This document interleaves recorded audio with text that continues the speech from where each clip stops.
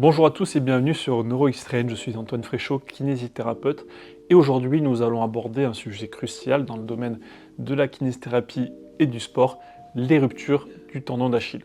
Donc ce tendon crucial, un des plus résistants et sollicités du corps humain, est essentiel pour nos activités quotidiennes mais aussi vulnérable aux blessures. Dans cette vidéo, nous explorerons en détail les causes, les signes et les traitements de cette blessure fréquente mais souvent mal comprise. Donc que vous soyez un athlète professionnel, amateur de sport ou simplement intéressé par la santé, le bien-être ou professionnel de santé, ce sujet vous concerne. Le tendon d'Achille, reconnu comme le plus robuste et le plus large tendon de notre corps, est un pilier de notre mobilité humaine. Cependant, malgré sa force et sa capacité impressionnante à résister à la traction, il reste paradoxalement le tendon le plus susceptible de se blesser chez l'être humain. Récemment, on observe une augmentation des cas de rupture de ce tendon, une tendance influencée par le vieillissement de la population, la hausse des cas d'obésité et l'intensification des activités sportives. Les conséquences d'une rupture du tendon d'Achille sont significatives et exigent une période de convalescence prolongée. Même après une rééducation approfondie, incluant un renforcement musculaire conséquent, une diminution de 10 à 30% de la force et de l'endurance du mollet est souvent constatée. À long terme, cette blessure peut limiter considérablement l'activité physique et nombreux sont les patients qui ne retrouvent pas leur niveau de performance sportive antérieur. Autrefois, la rupture aiguë du tendon d'Achille conduisait presque systématiquement à une intervention chirurgicale malgré les risques de complications telles que les infections ou même les récidives de blessures. Aujourd'hui, le traitement de cette lésion fait l'objet d'un débat plus nuancé reflétant l'évolution de notre compréhension médicale et les progrès dans les techniques de rééducation. Le tendon d'Achille, reconnu comme le tendon le plus volumineux et le plus résistant du corps humain, joue un rôle crucial dans notre système musculo-squelettique. Sa composition complexe et sa structure sont essentielles pour comprendre son fonctionnement et sa vulnérabilité également aux blessures. Le tendon d'Achille est formé par la convergence des fibres tendineuses du gastrocnémien issues du fémur distal et celle du muscle solaire provenant du tibia proximal. Ces fibres se rejoignent et s'attachent à la tubérosité calcanéenne postérieure. Le tendon d'une longueur d'environ 15 cm se dirige vers le bas pour s'insérer sur le calcanéum.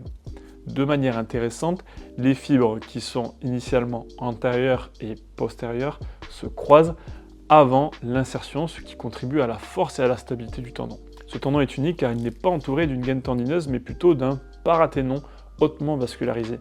Ce parathénon facilite le glissement du tendon et fournit une vascularisation essentielle.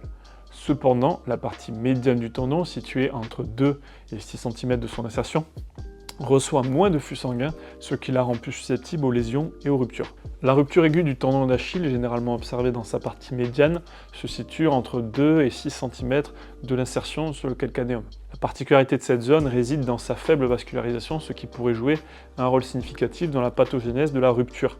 En effet, cette moindre irrigation sanguine rend le tendon plus susceptible à la dégénérescence et par conséquent à la rupture. Il est intéressant de noter également que les ruptures du tendon d'Achille sont majoritairement complètes, donc dites totales. Les ruptures partielles, bien qu'elles existent, sont extrêmement rares, soulignant la gravité typique de cette blessure lorsqu'elle se produit. Les mécanismes à l'origine de ces ruptures aiguës sont souvent associés à des impacts uniques et de fortes charges. Un exemple classique est une rupture due à une flexion dorsale soudaine et violente de la cheville, comme cela peut se produire lors d'un saut, d'une réception ou d'une accélération. De plus, dans le contexte sportif, un mécanisme d'accélération-décélération est impliqué jusqu'à 90% des ruptures liées aux activités sportives. Donc pas seulement les sauts, et reflétant les sollicitations intenses et répétées subies par le tendon dans ce genre de situation sportive. Ces informations démontrent l'importance de comprendre les circonstances et les facteurs de risque entourant les ruptures du tendon d'Achille, surtout dans le cadre de la prévention et du traitement des blessures sportives. La rupture du tendon d'Achille constitue une part significative des lésions tendineuses, représentant environ 20% de l'ensemble de ces ruptures. L'incidence estimée varie notablement, allant de 11 à 35 cas pour 100 000 personnes. Il est intéressant de noter que les hommes sont nettement plus susceptibles de subir cette blessure que les femmes, avec un risque accru de 2 à 12 fois plus élevé. Selon une méta-analyse réalisée en 2012 qui a examiné 826 patients, l'âge moyen au moment de la rupture du tendon d'Achille était de 39,8 ans. Cette lésion est particulièrement fréquente dans certains sports, notamment le football, le tennis, le badminton, ainsi que dans divers sports impliquant des sauts comme le basket, le volley. De plus, chez les athlètes coureurs, la prévalence des lésions du tendon d'Achille atteint 11%, ce qui est assez élevé. Les ruptures du tendon d'Achille présentent une distribution bimodale en fonction de l'âge. Donc on observe un premier pic de fréquence chez les patients âgés entre 25 et 40 ans, souvent en lien avec des blessures sportives à haute énergie, et un second pic se manifeste chez les individus de plus de 60 ans, où les ruptures sont principalement associées à des blessures à faible énergie. Ces dernières peuvent inclure les ruptures spontanées de tendons dégénérés ou des ruptures survenant dans le contexte d'une tendinopathie d'Achille chronique. Le diagnostic d'une rupture aiguë du tendon d'Achille repose sur une combinaison minutieuse d'anamnèse et d'examen physique. Les patients décrivent souvent un bruit sec ou la sensation d'un coup à l'arrière de la jambe lors de la flexion dorsale de la cheville, symptôme typique de cette blessure.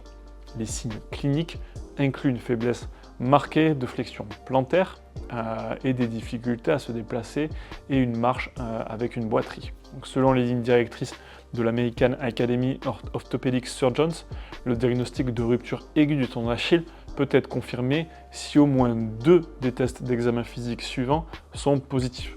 Donc un test de Thompson positif, une diminution totale de la force de flexion plantaire, la présence d'un défaut palpable dans le tendon, une augmentation de la flexion dorsale passive de la cheville lors de la manipulation passive. Il est à noter que le test de Thompson peut parfois donner un résultat faussement négatif. Cela se produit lorsque la flexion plantaire est toujours possible grâce à l'action de fléchisseurs extrinsèques du pied intact, ce qui peut conduire à négliger environ 25% des ruptures aiguës initialement en utilisant uniquement ce test. En outre, il est essentiel de distinguer des ruptures traumatiques souvent liées à des activités sportives à haute énergie, des ruptures à faible énergie. Ces dernières sont généralement associées à un processus dégénératif du tendon, on en a parlé précédemment, ou à une tendinose chronique, à un historique d'injection de stéroïdes, corticostéroïdes, ou à un âge avancé. Cette distinction est cruciale pour orienter efficacement le traitement et la prise en charge de la blessure. La pathogénèse de la rupture du tendon d'Achille est influencée par plusieurs facteurs.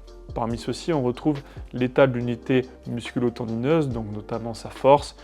Il peut également y avoir l'âge, le sexe, donc on l'a vu, les hommes sont plus à risque, les tranches d'âge également, les modifications dans le programme d'entraînement, donc comme une augmentation soudaine de l'intensité, des antécédents de rupture de tendon d'Achille évidemment.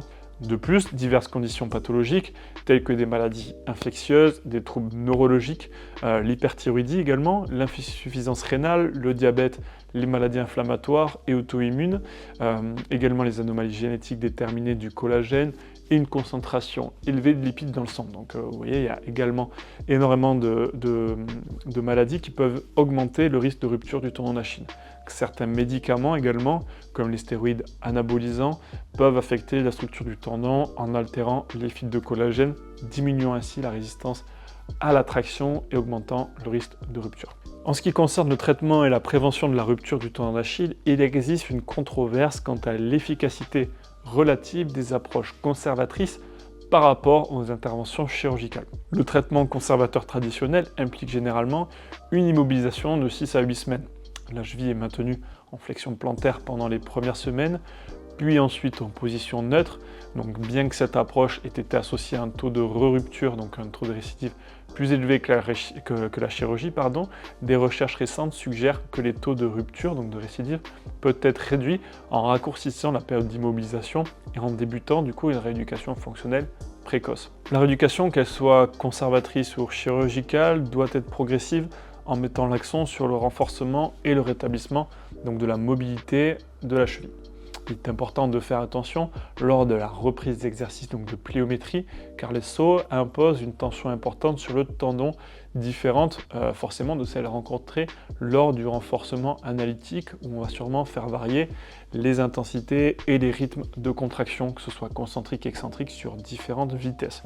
Dans le diagnostic différentiel de la rupture aiguë du tendon d'Achille, il est important donc de considérer plusieurs autres conditions qui peuvent représenter des symptômes similaires. Ces conditions comprennent donc par exemple des lésions des muscles gastronémiens, solaires ou plantaires, ces muscles profonds de la jambe situés proches du tendon d'Achille peuvent être lésés et imiter un petit peu les symptômes d'une rupture du tendon d'Achille.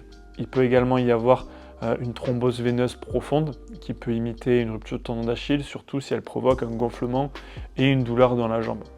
Après, on peut avoir forcément la tendinopathie d'Achille, donc c'est une condition plutôt chronique du tendon d'Achille qui peut être confondue avec des ruptures aiguës, mais quand même, c'est pas le même processus traumatique de rupture. Ensuite, on peut avoir la rupture du fascia plantaire, bien que cette condition soit appliquée sur la plante du pied, elle peut parfois être confondue avec une rupture du tendon d'Achille en raison de la proximité anatomique. Il est donc crucial de procéder à une évaluation approfondie, on l'a dit avec les différents tests, pour différencier ces conditions de la rupture du tendon d'Achille, car chacune requiert une prise en charge spécifique. Et voilà, nous avons couvert les aspects essentiels théoriques de la rupture du tendon d'Achille. J'espère que cette vidéo vous aura apporté des éclaircissements sur ce sujet et vous aura plu. Si vous avez trouvé ces informations utiles, n'oubliez pas de liker, partager et de vous abonner à NeuroXtrain pour plus de contenu sur la santé et la kinésithérapie. Restez à l'écoute pour de nouveaux sujets passionnants et n'hésitez pas à laisser vos questions et commentaires ci-dessous. Nous répondons à tout le monde et si vous souhaitez, par exemple, avoir une partie un peu plus pratique sur ce genre de blessure au niveau du tendon d'Achille avec des exercices, etc. Laissez-le nous savoir en commentaire, on fera une vidéo. Allez, à très vite, ciao!